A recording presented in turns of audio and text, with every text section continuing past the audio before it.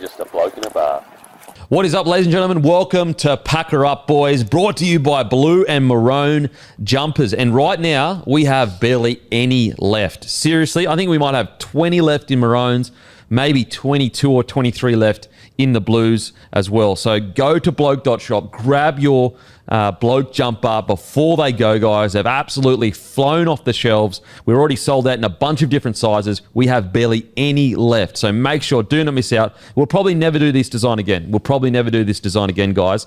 It's a one-off. It's the highest quality we've ever done, and they have flown off the shelves, like in record, just gone so quickly. We thought they'd last a few weeks at least. And we've also got blue and maroon hats as well. Got about 20 hats left, maybe about 50 Blues hats left. So head to bloke.shop, www.bloke.shop, grab your maroon jumper, grab your blue jumper. They are absolutely flying. They will be gone soon. We've already sold out of a bunch of different sizes. So get there. Do not miss out. Also, do not forget to join the Bloke Club. We are drawing the winner for the Mazda BT50 this month. It is literally 2 weeks away, and we draw a winner of a Mazda BT50. Go to www.bloke.club, join completely for free. There are no strings attached. We give away prizes every single month. A matter of fact, this month, not only are we giving away a Mazda BT50, but we're also giving away a 7-night stay in a 2-bedroom apartment in Surfers Paradise, valued at $2,200 to one lucky Bloke Club member, all thanks to Coastal Letting Co. If you want to stay on the Gold Coast, go to Coastal Letting Co. Get the best deals on the Gold Coast. And this is all thanks to Luke Camilleri. Give him a follow on Instagram, LDC_01. And Aspley Mazda, a massive thank you. I was actually up there yesterday. We filmed some content. It was awesome.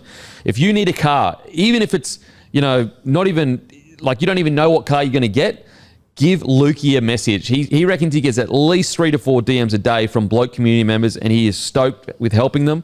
And there's been so many people that have gotten help off Lukey. He's the best in the business, guys. I got my cars from him.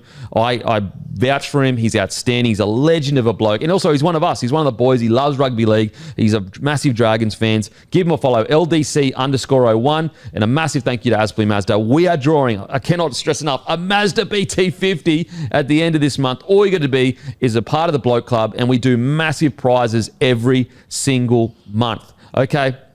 And also you get discounts, you get it all. It's totally free to join as well. Guys, don't forget to like and subscribe on YouTube and also on Spotify. Leave us a comment, hit that like button. It literally, if you're listening right now, just open your phone, hit it. It genuinely changes how well the podcast goes in all the algorithms. So make sure to do that. Anyway, with that all aside, Matty, how you been, bros?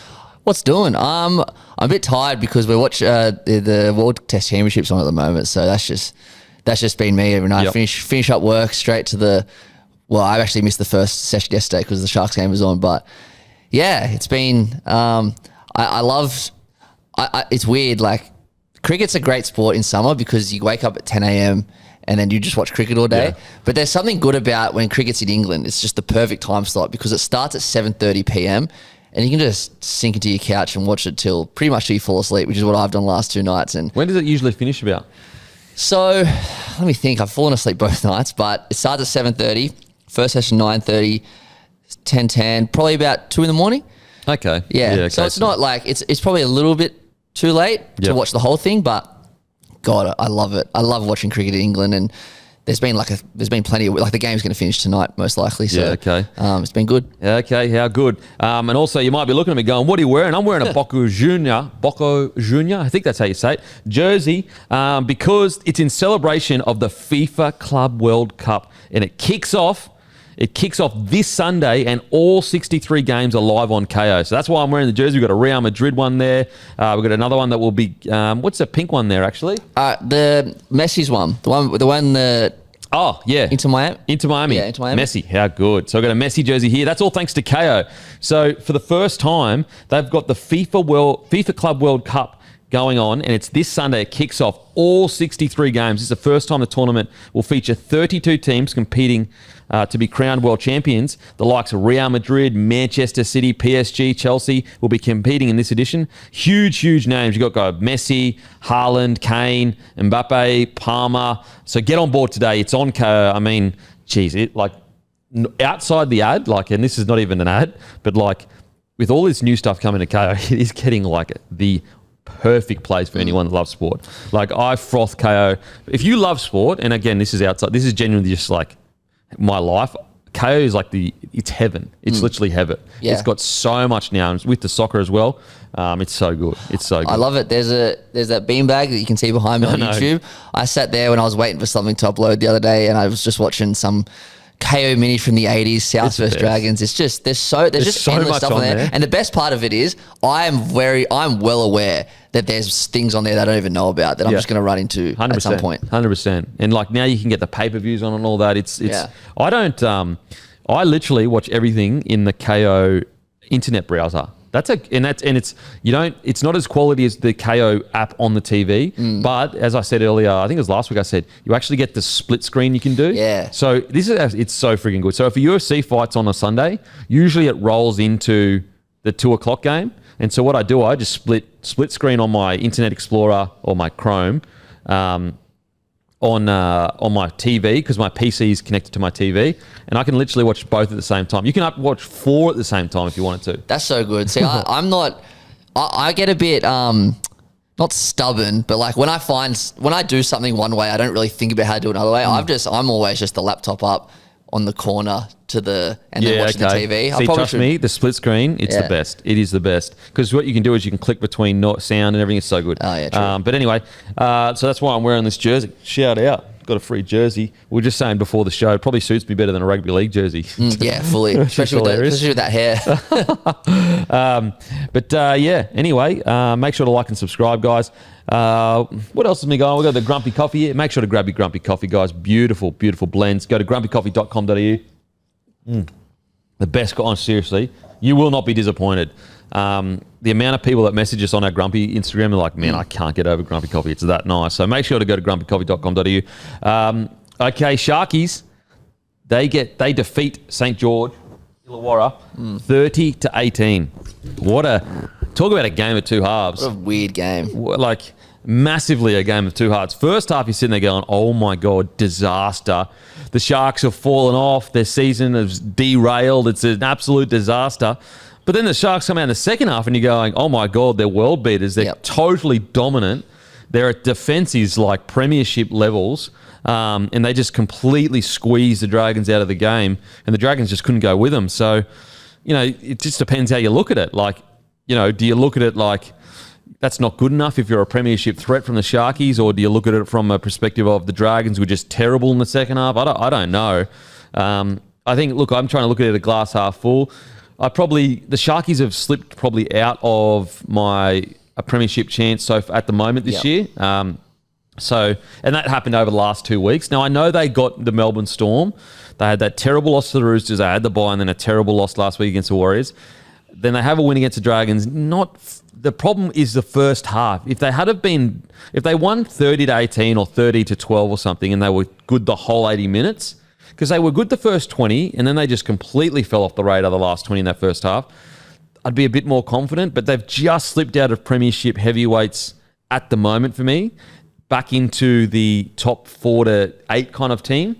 Now, can they get back into a premiership threat kind of bracket? Absolutely. But right now, they've just slipped a little bit out of it for me. They've completely gone opposite. Well, not opposite, but like years ago, the thing was they were kind of flat track bullyish. They could never beat the big teams. Now they're just all over the place, and that nothing is more true than what we saw last night. Like, I actually thought at halftime, I thought it was much worse than it looked, because I actually felt the Sharks seemed in control for a lot of that half, but then they just let in tries. It was horrid to watch, to be honest. And then just a different team came out in the second half. I thought the Dragons were going to go 13 plus. Oh, same. Genuinely, I thought the Dragons were just going to go onto it, smell blood, but the Sharkies, the real Sharkies came out. They came out in the second half. It was led by Blake Brayley, who's seriously, he's getting to one of the most underrated players in the comp, I think. And then they're back. I'm taking credit for that. Yeah, because last time I spoke to him, I tipped him up and said, like, you need. No, I didn't say you need to run more, but the implication of the question was like, your running game. When do you use it? Basically just like spoke a lot about wanting to see him run more. Yep. So I'm going to take credit for that. Was that on a captain's run a week and a half ago? Yeah, I remember So that. Sharkies fans, you're welcome. That was all me. That got Brayley running, just so you know. I thought it was quite interesting that Captain's Run episode because you spoke to Brayley and then within like 10 minutes, the Robson news dropped, and then there was this whole thing about Reece Robson, which was super interesting. And then Robson played a few days later. That was all weird. I will say though, I agree with you. Blake Brayley he's probably the most underrated number 9 in the competition. Oh, I think there's no doubt about that. I think there's no doubt that he's the most underrated 9 in the competition. Now, that doesn't mean... I know Sharkies fans rate him. That's for sure. Like, if you're a Sharkies fan, you would love Blake Brayley. A guy that offers some of the best service in the competition, never gets injured, plays 80 minutes, and always plays it at least a 7 to 8 out of 10. Yeah. Like, I can't remember the last bad game that he had. Like, I really can't. Yeah, no, it's very, very rare, yeah. I just can't. Like, when was the last time you watched Brayley play and go, oh, geez, he had a shocker? Yeah, none. Never. Pretty much never. Pretty much never. And matter of fact, I think he has currently like a 115 game streak of playing, and the one game that broke the streak, he got rested. Yeah, it was like the last round of the year against Canberra or something. It's just it's ridiculous. It's ridiculous how durable it is. Look, we always look, I'm guilty of it, so I'm not going to pretend I'm not guilty of it. We focus on the flashy stuff and all the try assists or the big play or the big moments. But the number one, arguably, not the number one, but a top tier trait is durability and availability. Like, because the more rugby league you play back to back, the better you get at the game. How often have you seen guys come back and they just look so rusty in their first, because it's no matter how hard you train, you can never get what it's like to actually play a game. And Brayley, as we said on Monday, he must be seeing them like pumpkins. Or seeing them like beach balls. But Brayley, like he plays so much rugby league, so many minutes, like he's just going to get smarter and smarter and smarter. And I'm with you. I think he's the most underrated 9 in the competition. Yeah. It's the whole 10,000 hours thing, isn't it? Yeah. Like if you do something enough, you're going to be bloody good at it. Yeah. Yeah, I'm with you. If Robson went down, he definitely is. If he wasn't my pick last week, which he was, he's definitely my pick now. I think his service is so good. I have a couple of really, really good friends who are Sharks. So this is why I like to focus on the Sharks a lot, because I do watch them quite closely. But at the first 4 or 5 weeks of the year when the Cowboys weren't going too well and Robson probably wasn't playing too well, they were giving me arguments as to why Brayley should be the New South Wales Origin hooker. And whilst we all knew it was never going to happen, there is a strong argument to say why he's not next in line. Not enough people talk about it. Yeah. We're talking about a 26-year-old number 9 that's a key part of a spine that's essentially been in the top 5 for 3 years running. Yeah. Essentially the top 5 for 3 years running, and he's 26 years old, about to come into his peak. There's absolutely every reason he should be in the conversation. Now, Reece Robson is cemented his spot in Origin because of how he's played. Yeah. But listen, the only reason why I wouldn't have brought him in game 2 is just he wouldn't have had enough time to work with Cleary. Yeah. And I think that now Luai's been brought in. Let's say Reece Robson went down. I think Kenny is still the guy I'd bring in just because it's just a straight fit. Well, even more so now. Now. But I said as well, if you were about to go into game 1 and Reece Robson had a long-term injury, I would have gone Blake Brayley. Yep. Like, unless, look, if I was going in with a less experienced 6 and 7 or a more conservative 6 or 7, that's when I lean to Appy, because I'll be like, mate, I need you to be the main man running the team. Appy's attack is so good. His defense is good. It's not his strong point. His strong point is his attack. Whereas Brayley, I feel, if I've got a really experienced 6 and 7, I just want really good service and just get through your tackles. Yeah. That's the main things that I want. And Brayley's service is close to the best in the comp. So good. And his defense is outstanding. And people probably, it's like the Craig Wigg effect. Like, he doesn't look intimidating, so people don't realise how much of a Mongol he actually is. Yeah, absolutely. Mentally tough as anything. Easily the most underrated 9 in the competition. Doesn't get enough. Like, think about how good you've got to be in a spine where Hines is constantly questioned, Trindle is constantly questioned, Kennedy is constantly questioned. There's not a single person on this earth that ever questions Brayley's position. Ever. Yeah, seriously, never. Yeah. And it was such a kind of such a slow, steady incline for Brayley. Like he took a long time to, make an impact on each game, but I reckon the incline's been so slow, and that's why people haven't realised how, like, if you watch him one out, like, it was pretty obvious last night, but if you watch him now, he's incredible. He's so good. So, mate, I'm with you. In regards to other players, what about Katoa? Oh, They needed him back. So good. Jeez. It's funny because, like, when he was out, they had some other guys come in and they did pretty well. So you're like, oh, okay. You know, they missed Katoa a little bit, but, you know, these other guys are actually doing a really good job.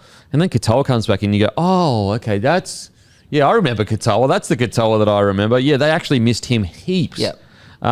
There's no way they win by the margin they win. If Katoa wasn't playing, they probably win like 22-18 or something like that. Yeah. He ran for like 270 metres. He had 13 tackle breaks, line breaks. Like, he was phenomenal. They've missed him a lot. Yeah. And you can tell. And like there were some tries in some games where I remember, and nothing against Stone Street, this is just because Katoa is one of the best finishers in the comp. Yeah, he would have finished him. Exactly. Yeah. And you're just like, oh, you miss Katoa there. But he's coming out of trouble runs as well, like his footwork. That part, you just, it's so underrated. Yeah, absolutely. It's mad. They've missed him a lot. So he was so good. I thought Adam Blake bounced back as well last night. Yeah. I'm just trying to think in regards to other players that went really well. I just think their whole back five, like I know Hiroi went down, but you know, Ronaldo was in amongst it. He ran for 214 metres. Yeah. Will Kennedy. Ramian was great as well. Yep. Ramian was great. And this is like them at full strength. If you get Ito back in there, I know he's going to be out for quite a while, but that back five at full strength, like, or at least the back four, like, you know, the Ito, Ramian, Katoa, Mulatalo, like their out of trouble runs are nearly as good as any back five at the moment. Well, one in the game yesterday in the second half. Yeah, absolutely. So, but yeah, I thought Adam Blake, he bounced back from his game against the Warriors. Yep. What about the line that Nikora just about ran? To say Bro, what's crazy about that line is they knew it was coming, but he ran it so perfectly and so hard that he still scored that try. And it was his 150th game? 150th. For him Nikora to score that in his 150th game, I just love the fact that it encapsulates his career. He's built his whole literal career off that line. And he just, off the back fence. I mean, if you're a young back rower or a young forward and you want to watch someone in the modern game run a good back rower's line, there is literally no one better in the competition than Nikora. Yep. Like literally no one. And before that, it was Boyd Cordner, who would just rip your inside shoulder to pieces. Now it's Nikora. He is just like, that line, it's perfect. He's perfected it. He's so good. And the beauty about that line for him as well is he has different versions of it. So he's got one that's a bit more straight and direct that he's just trying to go straight over top of you.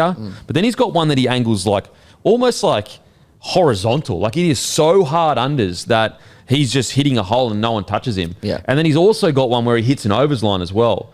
And so it is it's the really fine details. It's the art of running a good line to have multiple versions of it, because if all you've got is one unders line, then defenders just go, all right, I just aim up. Yep. It's going to be a tough tackle, but I'm just going to aim up. He's going to hit my inside shoulder really hard. If you've got different versions of it that he has where he can hit overs line, like he can look like he's going unders, hit overs, he can just go straight and direct like he did on the weekend or last night. Or if you actually go back a few weeks, there was this one line where he was so far back, it almost looked like he stepped the opposition because they were left so much in the chair. And that's the evidence of the best back rower line runner in the competition, and that's Nikora. It was just poetry. Seriously, just poetry to watch it. I love that. Like he does it there. In the last few weeks, you see him sometimes. They'll run that play and he'll just make a break on halfway. He does it from anywhere on the field. Mate. It's so good. And it's a really good lesson for, there might be a lot of young back rowers out there that they might look like a Kikau or Olakau'atu and just go, bro, I'll never be as physically imposing as Kikau or Olakau'atu or, I mean, even Angus Crichton to a degree. You know, he's so strong in contact. But Nikora is a perfect example of he's not that big. We'll put it this way. When we were in here, I can't remember if he said it on mic or not, but we were talking about Nico Hines, Daliembe, how they stand next to each other and how he has to make his tackles. And Nikora was like, Nico Hines is bigger than I am. Yeah. He's making my tackles. That's crazy. Like, Nikora is not that big, but he's an intelligent footballer. And so sometimes intelligence is half the battle because he offers something that, you know, a lot of other back rowers don't. And so if you're not the biggest back rower, he's a really good guy to watch because honestly, he'd be what? 96, 97 kilos max? Yeah. And it probably says 100 on. There's no way he's 100 in real life. There's no way. But he is not a big player at all. And so that's what's... Oh, yeah, it says 94 kilos. 94 kilos. So it even says 94. So honestly, he probably goes into some games at 92, 93 kilos. Think about that. A 94 kilo edge back rower that has a line like that just shows you that rugby league, I know, I get the joke that it's not necessarily the smartest players game, but there is smart footy players in it that know how the ins and outs of the intricacies of running a hard line. It can add an extra 5 to 6 kilos on you. And not just that, like he hits hard as well. Yeah, hits hard as well. So all hard. The Kiwis call it mana. And that's what he has. He has mana. He is a tough footy player. Like 94 kilos as a back rower, that's unheard of these days. Unheard of. Like you've got to be 100 kilos minimum. So just awesome stuff. I think not as much as Brayley, but he's flown under the radar in the last few years as well. I reckon there was some years where he could have won Dally and back row of the year. He probably wasn't even considered. I think 3 or 4 years ago, there was maybe 3 years ago where I felt like he was the best backer. I think he actually made our team of the year. Yeah, I'm pretty sure that's right, but he didn't. I don't think he got the award. But yeah, so mate, he is outstanding. So look, good win for the Sharkies. It's just what they needed. Yes, was it scrappy? I was just going to say that was so necessary they won. Oh yeah, it's so necessary. So yes, it was scrappy. Didn't look the best. Wasn't perfect. However, they got it done.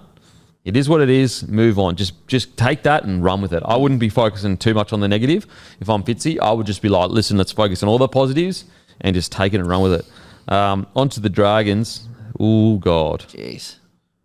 It's just the frustrating thing is a year that had so much promise. Like it was only a month ago that we were sitting here going, look at all these young guns and, look at all the potential in this side and, not only, are they looking more consistent, but they're unearthing some potential stars. And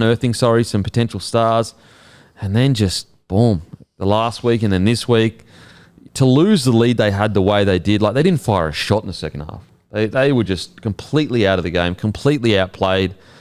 And, you could make the argument, maybe at the time I wouldn't have said this, but now looking back, was it more just that the Sharkies just shut off for 20 minutes? Because everything outside of that, they were dominated. They were dominated for the first 20 and then dominated in the second half.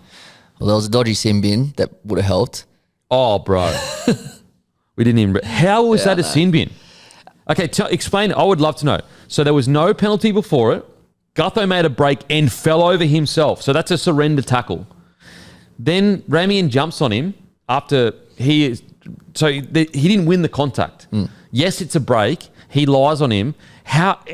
He's just 42 meters off his own line. So he's not even in the Sharks half. He's not even in the Sharks half. And yes, does Ramian lay on him too long? Yes, he does. How is that an auto 10 in the bin? Shocking. What? In our group chat, we sent the same text at this exact same time. First of all, he pretty much surrendered, right? He tripped over. He tripped over and stayed on the ground. It's like almost a voluntary tackle. Like he just, So Ramian has every right to not lay over him, but he surrendered. And then, not to add it on top, you're 60 metres away from the try line. Yeah, there is no way that this is not a try scoring opportunity. It's not a try scoring opportunity. Yes, was he trying to slow the ball down? He was. 10 in the bin, and this is the perfect example that we have become far too trigger happy for 10 in the bin. There is no way that if we weren't this trigger happy, there's no way the ref would have said 10 in the bin. But because we have become so desensitized and, the officiating just have no care for how much it impacts the players, that they just go, boom, 10 in the bin. In what planet was that 10 in the bin? I don't get it. Yeah, that's one of the worst I've seen this year. It wasn't a try-scoring opportunity. He didn't win the contact. Yes, there was a line break, but he fell over and surrendered essentially. And Ramian laid on him for a little bit, but it wasn't absurd. It's not like a professional foul where it's just where he was literally just laying there. Mate, that was crazy to me. Actually crazy. Lucky they won because that would have been a disaster. Oh, for sure. And because they won, it's not going to get highlighted, but that was out. That was I couldn't believe the commentators didn't say anything about it. Yeah. I was just like, how is that a 10 in the... When has that ever been 10 in the bin? Yeah. Ever. You see that. Anytime there's a break and that happens, players always do that and they go, you know what, I'll give away the penalty to, kick down the field. Unless some rule has changed, for me, that was mind-blowing. Mind-blowing. And look, I'm sure there are probably some Dragons fans that feel it was 10 in the bin, but me personally, look, I would get it potentially if if Gutho won the contact and like Ramian was doing like a cover tackle and there was no one in front of Gutho to play the ball, and then someone could have scooted off and maybe scored. But he fell over himself, and there were people already getting back in front of the next. I don't even think there was anyone there to play the ball until like the last second for the Dragons. Yeah, he didn't have much support, Gutho. And there was people back. Hopefully that doesn't happen in a big game where it costs someone. But yeah, outside of that, the Dragons are concerned. Look, I raised it at the start of the year. It's still a concern for me. I know I may have sounded too harsh at the start of the year, but I'm concerned with the halves. I'm concerned that like this is what I was talking about at the start is like, where do they go? Like, what ceiling does this half pairing have? And it's obviously not on the rookie. It's not his fault. But Kyle Flanagan, like, at what ceiling do they have as a team at the moment? And I think Flano's a good solid 7. But if he's going to be a good solid 7, you've got to have a gun 6 beside him. And King Tonga is a good young player, but you can't expect him to be the big dog. No, it's his freaking first year, essentially. Yeah. He might have made his debut last year, but he's a rookie. And so that's the worry I have. And it's not all on the halves at all. Because, they got dominated in the second half. But as I said, I just don't know if Gutho isn't firing and Val isn't firing and just like completely controlling the game. I just don't know whether they've got enough in the halves to make things happen. And so that's the big question they find themselves in. And, unfortunately, they dropped Ilias after, what was it, one big loss? So they went 4 in a row or 3 in a row. Yep. Then a big loss to the Roosters, and they dropped Ilias. Yeah, it was just before Magic Round, so that would have been... Yeah, it was the loss to the Roosters. Lost to the Roosters. Just confirm. So they find themselves in a really tough spot, because, like, what do? Do you bring Ilias back in, or... I don't know what you do. Yeah, it's tough. I just don't know, because even, like, next year, so Atkinson will come next year... But it still doesn't set the world alight for me, to be honest. Yeah, it doesn't solve anything. Like, it doesn't. I just don't know what's the next step for them. I don't. Where is their ceiling, the Dragons, at the moment? Like, if they can make the 8 with this current squad, but making the 8 is, you're not just going to be sitting there going, yeah, sweet. It's not moving the needle. We'll keep fighting for the 8. Like, I just don't know what the next step is for them. Yeah. Just just a tough year, I guess. Like the thing is though, like in reality, it's just a really bad loss partnered with a so-so loss. Like, it wasn't a terrible loss last night. It's just the fact they were up 18-6. They were leading, yeah. They can bounce back. Like they can, all it takes is a couple of wins and they're back fighting in the 8. And if you actually look at the ladder, they're not that far off the 8. So right now they're currently sitting 12th. They've had 5 wins. They've played 13 games, and there's the Panthers at the moment. They've had 5 wins. The Cowboys have 5 wins, and granted, they've still got to play some of these guys, but like they're not that far away from the 8. So look, the positive is it looks really dour right now, but they still have time to turn things around. That's the positive. Yeah, they definitely do. Like, this whole ladder is such a logjam. It's such a schmozzle at the moment. Only 5 teams. We're halfway through the year. Only 5 teams have a winning record out of 17. That's bizarre. So, like, it's crazy. So there's hope for all those fans from, like, even South. Like, South don't feel like they should be 14th at the moment, but they are. Like, the Dolphins are going good. Penrith are in 7th. I know they've already added all their buys, so they'll probably go down. But it's just, the whole ladder's crazy. So, yeah, I'm not too sure with the Dragons. It's tough. It's tough. Well, as I said, the positive thing, they do have the squad to be scrappy and find a couple wins here or there and be hanging around the 8. Panthers are interesting because quite a few people are quite convinced the Panthers are not necessarily back, but they'll still make the 8. I'm still a bit unsure on the Panthers. I think they've actually got a bit lucky. They actually haven't played that well these last 2 weeks. They played the Eels and the Tigers. Like, what are they going to be like when they get up against teams that are a bit higher up on the ladder? We'll put it this way. So the Panthers are sitting in 7th at the moment, right? And they're currently on 5 wins. And yes, they've added the bye. Last year, the Knights were on 13. Knights were sitting 13th at this point, and they'd won 6 games. So the Panthers have been pretty lucky that pretty much no one's putting their hand up at the moment. Yeah. So it is going to be interesting to see whether this origin period is so tough for the Panthers. Yeah. It really is. But we'll see. I mean, they're honestly, if they went on a run and won on the comp, like, it would be so good. Like, think about that ride. Yeah. If we got to witness the Panthers go on a run from last on the ladder to winning the comp for the 5th time in a row, fairy tale stuff. I'll never forget, and obviously this wouldn't be in the same ballpark, but in 2009 when Para was sitting like really down the bottom. It was hectic. I nearly bought a Para jersey. That's how good it was. Mate, that was wild. Yeah. And every week was just like, it was a grand final almost, like every week. And they had to rely on other results. I'll never forget Nathan Highmarsh on the Footy Show. Like, they'd ask for his tips and he'd be like, I'm tipping this because Parramatta need this to happen. Like, that's how crazy it was. way. And they snuck into 8th and somehow made the grand final. No way. That is sick. So if they can do that, holy moly. Imagine also, like, imagine Cleary doing it. Like, imagine the legacy that adds to Nathan Cleary. What else would he do? Like, Jeez. that'd be... Man, so good. Sorry, just one last thing. One good thing about last night, and everyone loves Damien Cook. I love Damien Cook's husband. Vintage Damien Cook, that try at the start there. Oh, yeah, absolutely. That was hectic. So good. Guys, menu log, use code PAPALI for menu log to score a free delivery from any local legend near you. Now, big shout out, and you obviously don't need an apostrophe for Papali, so it's P-A-P-A-L-I-I. P-A-P-A-L-I-I. Big shout out to Copper Rose Cafe on Menulog, serving a crowd favourite beef burger and brunch classics. So use code PAPALI for Menulog to score free delivery from any local legend near you. And a massive shout out to Copper Rose Cafe on Menulog, serving a crowd favourite beef burger. And also DJ Grumpy, upcoming events. Today he'll be at the Shelley Caff in Barangaroo. Oh no, sorry, it's been postponed. Okay, Yeah. it's been postponed. Yeah. We just said it on Monday, so I thought yeah. Okay, and this Saturday he'll be at the Rusty Rabbit. Yes. Serving tunes and coffee. Vision's personal training, a part of their event to support Beyond Blue. Grumpy and Rusty will be going from 9 till 10 or 10:30. So get down, Rusty and Rusty Rabbit. We'll be serving tunes and coffee at Vision's Personal Training. Massive shout out to Vision's Personal Training. And as I said earlier, guys, head to bloke.shop, grab your jumpers. We have very, very few left. New South Wales news. Kiraz brought into camp for Tayo hamstring injury. Tayo is expected to train on Saturday. Max King set to start with Barnett out. Stefano Ikamanu on the bench.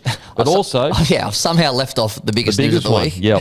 And before we get into it, guys, make sure to go to codesports.com.au and use code BLOKE and you'll get a huge discount in the whole year for $49. So that's like $4 a month for seriously the best articles in rugby league, period. You will not be disappointed. Trust me, guys. Use code BLOKE. You will not be disappointed. And it shows them how much you're supporting the partnership with Code Sports. And, $4 a month for the best. If you love sport, you have to be on this, guys. I'm on it. It's one of those things where, and I'll just be honest, you hesitate before it because you're like, $4 a month, like paying for articles. You're not really used to it. And it's one of those things, once you get it, you're like, I can't live without it. Like, I always now imagine...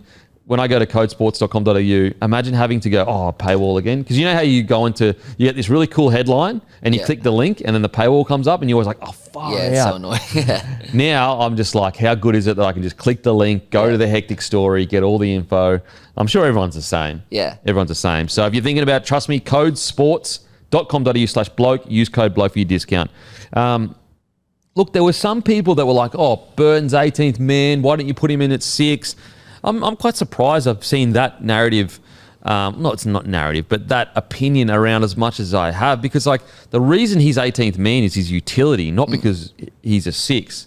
It is because he can play 6 and centre and probably in the pack if he had to. Whereas like as an out and out 6, you're absolutely bringing Luai in straight away, in my opinion. Yep. Like it's game 2, it's a decider. Luai, Cleary have played together forever, so it's going to fit straight in. Luai was incredible last year. I think it is a smart decision. And I tell you what, if you're from they did win the 2021 series together, I'm pretty sure. But like, what a way to reunite if they do go on to win game 2 together, Cleary and Luai. Just to right a few wrongs. Because remember, 2023, that's a good point, yeah. 2023, their last game they lost, I'm pretty sure, together. And like this will right some wrongs in the origin. Like you got to go back. Take yourself back to 2021.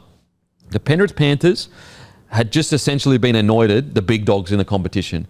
And it was supposed to be, okay, we're about to have a Penrith Panthers New South Wales dynasty. like the Storm had for Queensland. That was supposed to be the situation. Toto made his debut. Luai came in. Obviously, Cleary and Luai together. And they won that first series, and I was like, okay, the dynasty has started. And then you lost back-to-back series, and it kind of a hiccup in the road. Now, all of a sudden, you have that opportunity to fulfill that Penrith, New South Wales dynasty. Do you know what I'm saying? I honestly didn't even think about that. Maybe because I've washed out the 2 losses in my head. But you're right. Cleary, they haven't played together in a winning series since 2021. Yeah, since 21. Wow. Yeah, that's great. Back to your old point. I was not worried that Burton would be great, but my initial thought was that they'll put Burton in because that's just what they've done recently. Like if it's just next man up.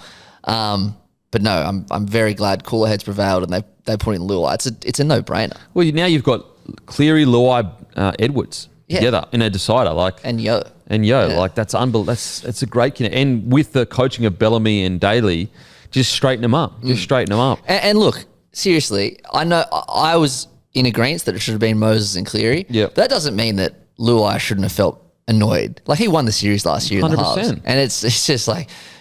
It's funny, like we look back at 2014 Origin series and then we changed the halves in 2015. I remember like looking back, you think, why the hell did we do that? We did it again last year. It's a very New South Wales thing to do, but yeah, I'm just glad he's getting his shot again. I'm devastated for Moses, but we're pretty lucky in New South Wales that we got through. The crazy thing is you actually could get better with Luai coming in because Moses was solid in game 1, but he didn't really, he was just solid. Yeah. Whereas Luai is an out and out 6. He's an out and out 6, but he's the best number 2 in the comp. That's what I'm saying. Like there's a world where there's a world where a team with Cleary and Luai could beat a team with Cleary and Moses together. Do you know what I'm saying? Yeah. Like I don't think anyone is sitting here. Like I had Moses getting selected. Don't get me wrong, but if they had have gone Cleary, Luai, I would have totally understood that. Yeah, I say this with the utmost respect. Picking Moses over Luai wasn't a gigantic selection win. I think that the Blues would have won if Luai was there game 1. Yeah, exactly. And so that's the scary thing. There's a chance they could be even better. Because like Moses just kind of took a backward seat and did his job in game 1. Whereas Luai, he's going to know how to work with Cleary much better than Moses because he's an out and out 6. Now, maybe they won't be better, but I'm saying there is a possibility they could actually get better. And as a 6, Luai has had some crazy Origin games in the last few years. He was awesome last year. He literally he was the one that made the break to break the game over. Yeah, exactly. So yeah, awesome stuff. Look, I hope as a Queenslander, I definitely hope Toto isn't fit, but it would be really cool to see Kiraz get a debut if he didn't make it. Yeah. Because he's just such a legend of a bloke. Can I go back 1 sec? My mate Nick asked me a really, really hard question I still don't know the answer to. If New South Wales win 13 plus, like if it's a good win. Do you keep Luai? I think so. Oh, I mean, I guess that the precedent's been set. I think that like you'd have to, like you won as decider, you win 13 plus. I mean, yeah, it's a tough one though. It's a tough one. If they do win, it's a good conversation if for the week. If they win the decider, does that count as a series win for Moses? Oh, I don't know. I reckon it should. Some people disagree with this, but if you're part of a series and you win the game 1, but then get injured and they win on game 2, I reckon that's considered a series win. No, you're right. Yeah, if you're a part of a series and and your team loses, but then they win the next 2 games, then it's not a series. Yeah, because so here's the one that I had in my head just then. So Cleary in 2019. He went, because people say he's won 3 series. I reckon he's won 2 because I don't count 2019 because he lost game 1 and then in game 2 when we won, he got injured at halftime. So, that still counts. You reckon that counts? Yeah, I reckon. If you played half a game. And then didn't play the decider. Yeah, I reckon if you played half the game that won, you were a part of that win. Yeah. I think so. But look, I mean, I'm not going to die on that hill specifically. Oh, no, that's just what I had in my head when you asked that. Yeah. But I reckon if you played half a game of a game win, I would count and then you played the game before. So that's a game and a half of a series. You played half the series. You got a win and a loss. I'd count that as a series win. I would. Yeah, fair enough. I think so. But look, to be honest, it's the fuck who gives. Oh, I'm not going to sit here and argue about it. I don't care. Don't care that much. Okay, Selwyn Cobbo. There were reports earlier that the week that Selwyn Cobbo could move to the Rabbitohs in 2026, but Wayne Bennett has shut it down, saying, I don't know where this report has come from, but I haven't had a single meeting with Selwyn. Don't know him. I've never met him. Yeah, interesting one with Selwyn because it's just like, what position is he? How much is he? Like, the ceiling with Selwyn is whatever he wants. But the downside is that, he can have games where it's like 5 out of 10 where he makes all these errors, it doesn't work out. Like right now, he's not even a part of the Broncos starting side. Yeah. So it's just like, I'm surprised that a deal hasn't been done. With as much talent as he's got, I'm surprised that a deal hasn't been done, because like, surely there is one team that's like, we'll get the best out of him. Now, it seems like he's just desperate to stay at the Broncos, but there's no way they can afford to keep him. I wonder if he has an eye on Perth. Maybe. Because it's just the wording of the article I found really interesting. It said, go to South for 2026. It didn't say just go to South. They very specifically said go to South for 2026. Maybe he's got an eye on being the marquee signing. If I'm Perth, like him all the way away from home in Perth like that, how would he go away from his family? I'm not sure.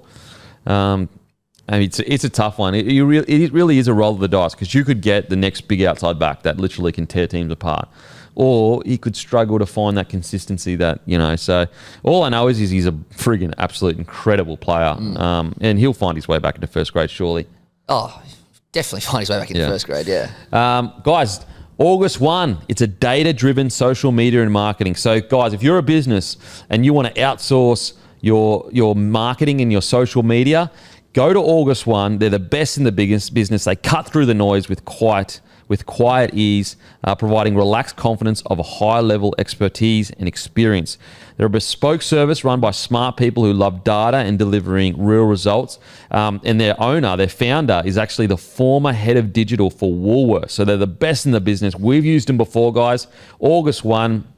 If you need any social media marketing, any marketing at all, whatever your budget is, give August 1 contact August 1, because you will not be disappointed. They are unbelievable. What they put together for us was so helpful, and it's like stuff that you're not gonna know about unless you're really in the industry, whether you really know your stuff. So august1.com.au, go to their website.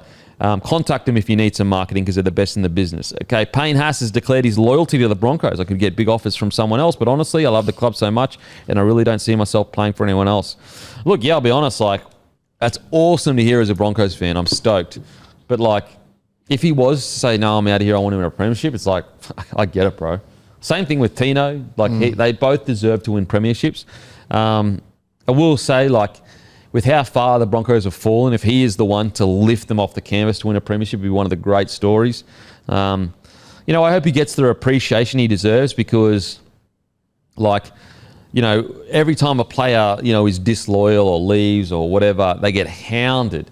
But all the time the players stay loyal, they never get any raps. So hopefully people appreciate what Payne Haas is doing right now, because he probably could get about $1.5 million in another club, I reckon. 100% he could. Like, he's amazing. Like, there are clubs out there that would pay 1.5 for Payne, and I get it. Of course there'd be. Of course, he is a generational talent. Yeah. Well, to be honest, like, I know people are scared to say this.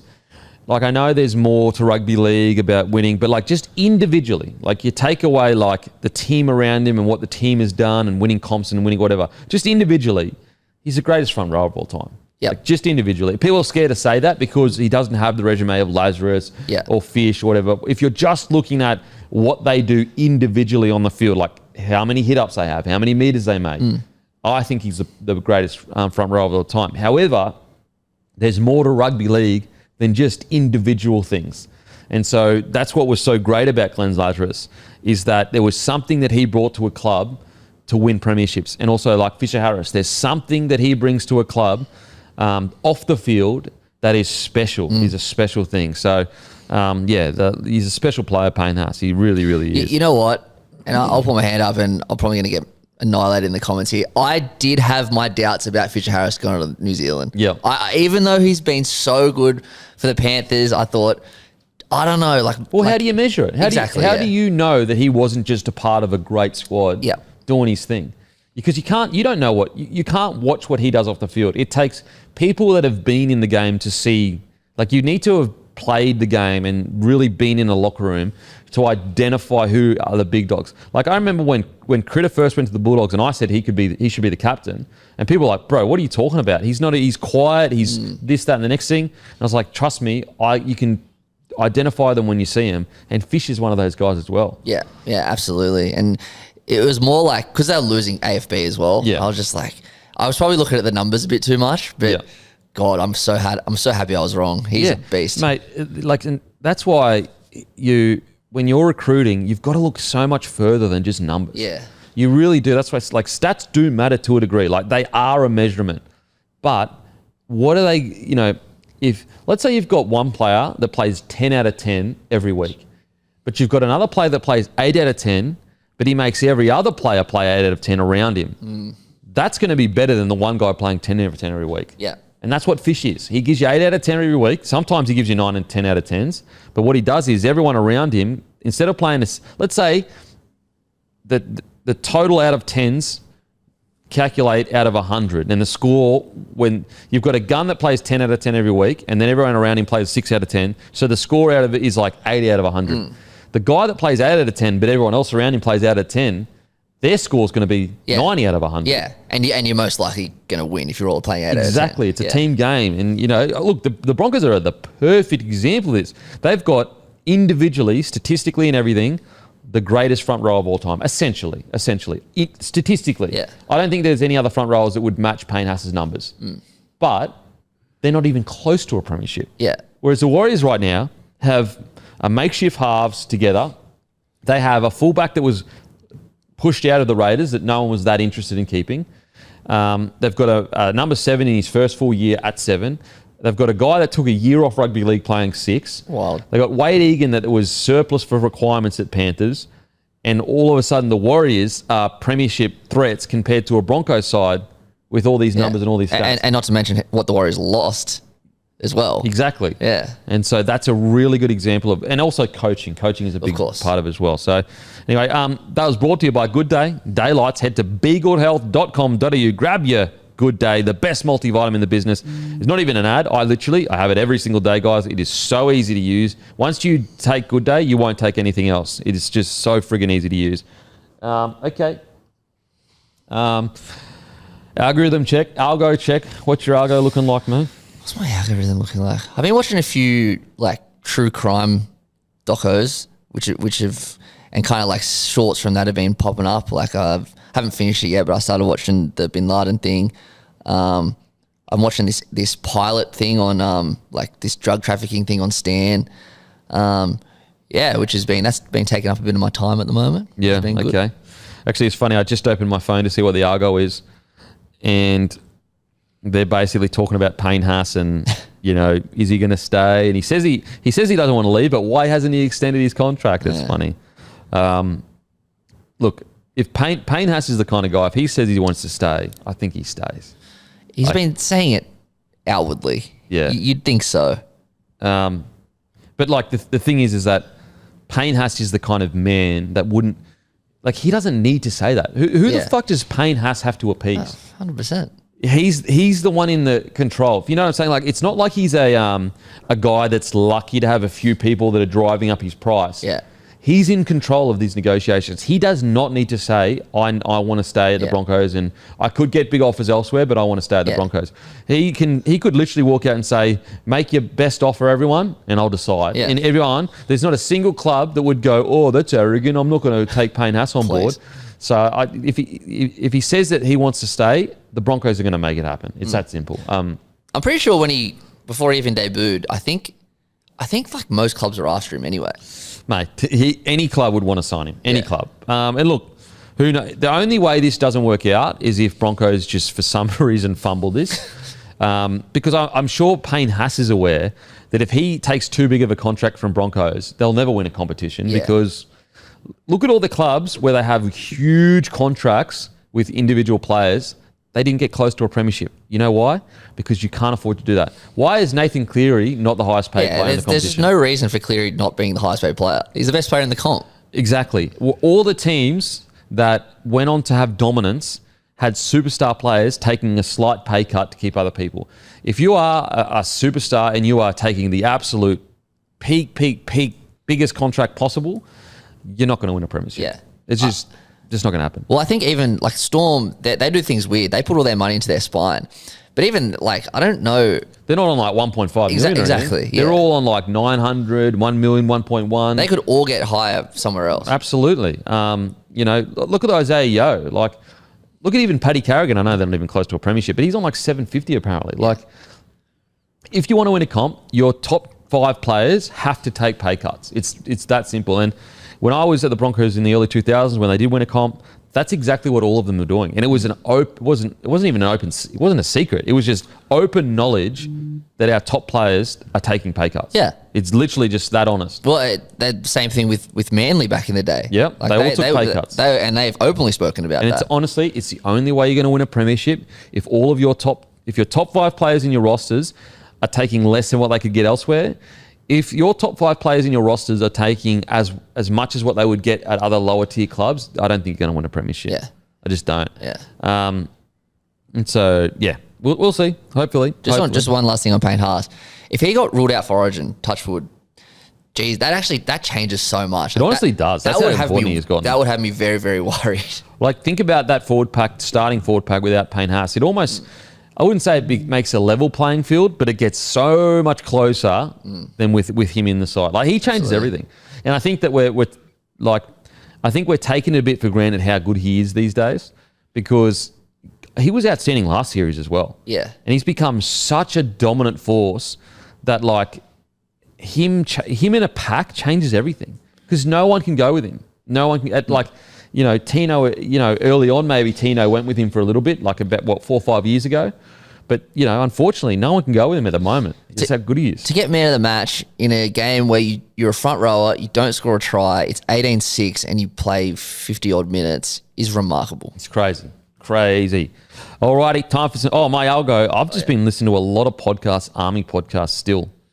Just been off the back of the movie? The movie Warfare, yep. Yeah, nice. Yep. I just reckon... I just can't stop watching it, to be honest. I cannot stop watching the podcast about the Sean Ryan show, it's called, and he's got some incredible interviews about SAS, so it's like SEAL Team 6. Like people who have actually been on the on the ground. Yeah, okay. Yeah, all that stuff. So friggin' good. So friggin' good. Alrighty, let's get to some tips then. Sweet. Gold Coast versus Manly, who you going? So funny with bye rounds, like... You picked it last time. All 5 upsets. Five upsets. Yeah. I know Dragons didn't win last night, but at halftime I'm like, this is outrageous. I can't back the Titans at the moment. I just can't. Yeah, I just can't. It's Manly. And you know what? That's probably the time that they're going to come out and fucking do something. Yep.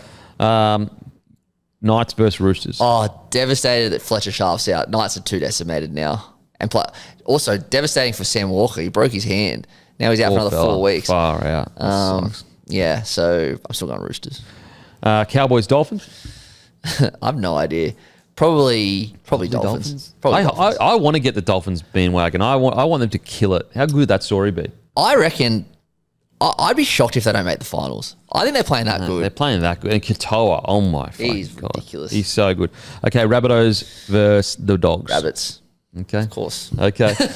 Alrighty, make sure to grab your grumpy coffee, guys. It'll rock up to your house in 24 to 40 hours. It is the best coffee. We've got pods, we got whole bean, we got ground, we got it all. And also, do not forget the Bloke jumpers. We got barely any left, like 20.